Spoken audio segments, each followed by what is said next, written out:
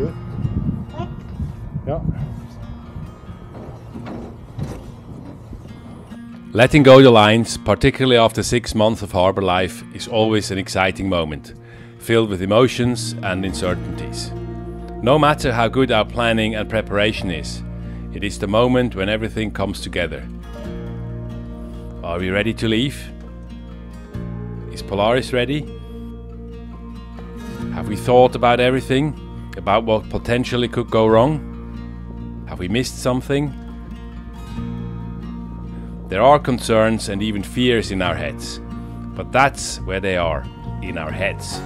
And it's always about getting our heads clear before we go. On the other hand, this is also the moment when we feel freedom and have time to grow on the challenges that life will throw at us.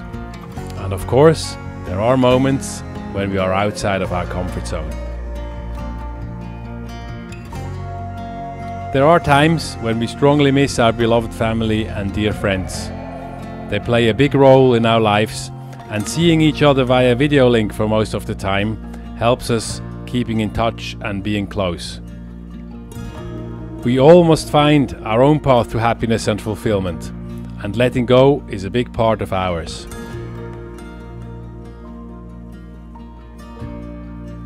So, after 6 months of sitting on the pontoon, it is time to let go the lines and set the sails.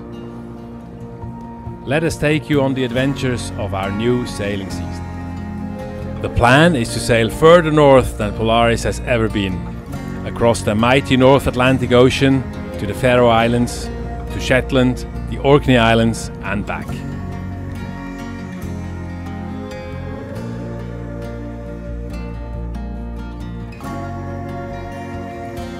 Let's hoist the sail. And as you can see, it all takes a bit longer than 6 months ago. We look forward to getting back into our sailing mode and hope that our bodies will readapt and that the winds will blow the cobwebs out of our heads quickly.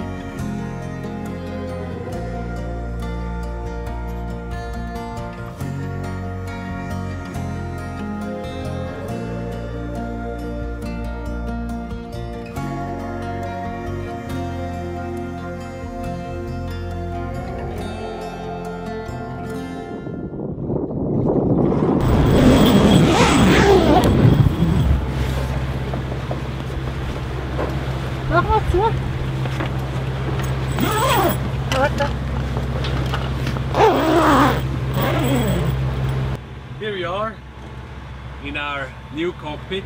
We recently had a bimini backdrop or a spray hood backdrop done, so we can close off the cockpit, and it's cozily warm. Outside it's about 9 degrees. In here it's okay. It's not too warm but also not too cold, and we're pretty happy with this backdrop that John from Texo did for us in record time. Thank you, John. It's Sunday, the 16th of April 2023, and today is the big day where we start season 2 of our adventures. We just left Largs Yacht Haven late this morning and we're on a southerly course. We're passing the Isle of Arran here, that's Holy Island just behind us. We're going down to the south corner of the Isle of Arran, and then we change our course to due west and go into Campbeltown. Should be there about 6 o'clock in the evening.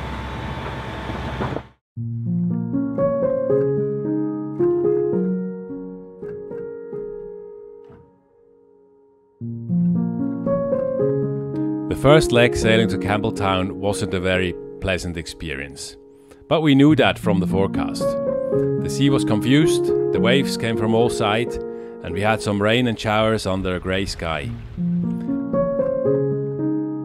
Regrowing her sea legs, Catherine felt a bit queasy during the 40 nautical miles passage, but we made it.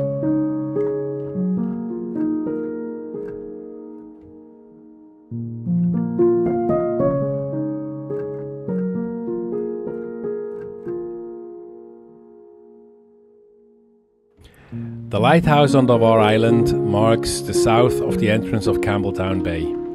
It was once the home of the principal lighthouse keeper. Today it has been converted into a 2-bedroom tourist cottage.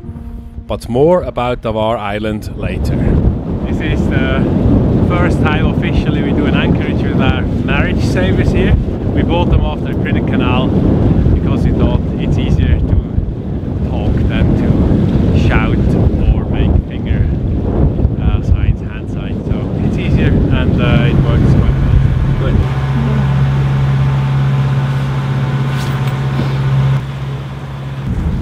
Entering Campbeltown Bay is quite straightforward. Just follow the leading line in the main channel and keep away from the isolated danger mark, which marks an isolated rock.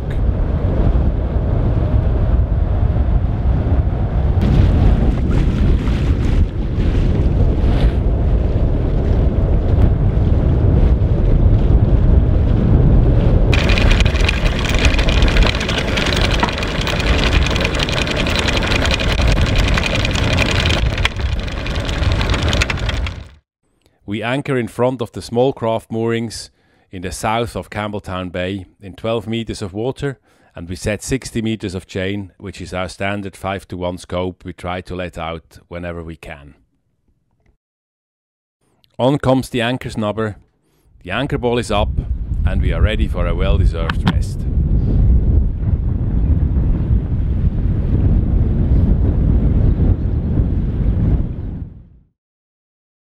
We lower Fred, our dinghy, to the water and motor the 1-mile stretch to Davaar silently with our new electric e-propulsion outboard engine.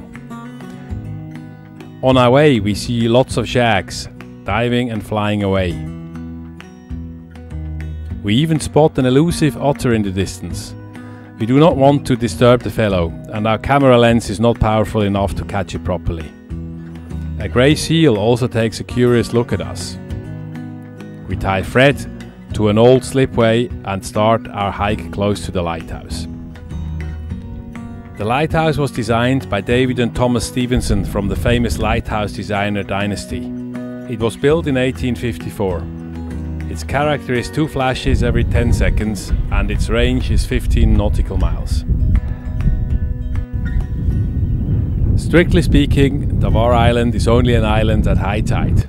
At low tide, it is linked to the mainland by a wide bank of shingle. You better know your tides when visiting by land.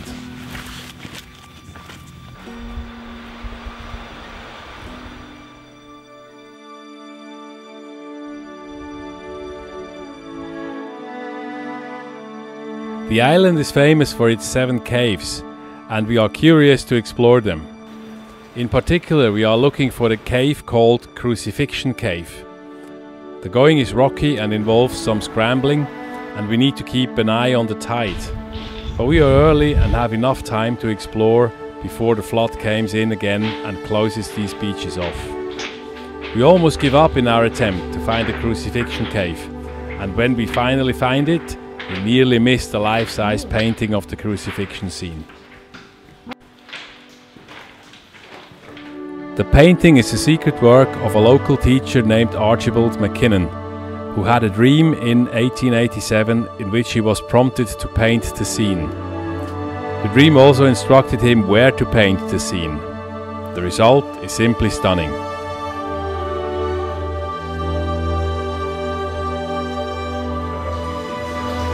The local fishermen believed that the painting was created by a godly miracle. When they found out about good old Archibald's secret labor, they furiously drove him out of the village.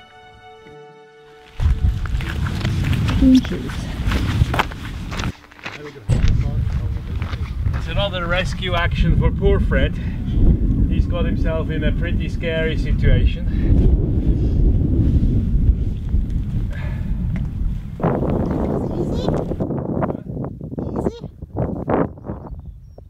If you like this video, please give us a like, subscribe and press the notification bell.